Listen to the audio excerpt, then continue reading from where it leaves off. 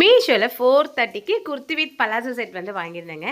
இது பார்த்தீங்கன்னா ரொம்ப அழகாக இருந்தது. ரேயான் மெட்டீரியலில் வந்துருது. இந்த கலர் தான் எனக்கு ரொம்ப ரொம்ப பிடிச்சிருந்தது.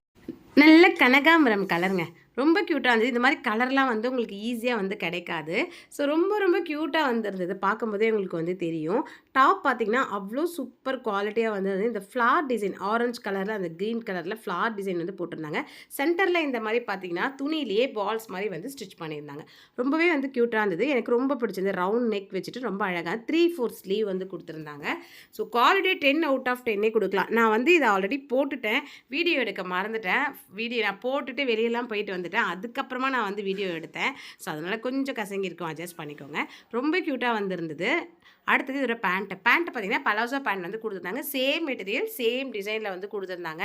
நம்ம வந்து இந்த லெக்கின்ஸ் போடுறத விட இந்த மாதிரி பலாசோ போடும்போது நல்லா கம்ஃபர்டபுளாக வந்து இருக்கும். நம்ம ஃப்ரீயாக இருக்கும். ஸோ கம்ஃபர்டபுளாக இருக்கும். எனக்கு ரொம்பவே வந்து பிடிச்சிருந்தது. இந்த ட்ரெஸ் ஆஃபீஸ்க்கும் காலேஜ்க்கும் வேர் பண்ணிட்டு போகிறதுக்கு நல்லா கம்ஃபர்டபுளாகவே இருக்கும்.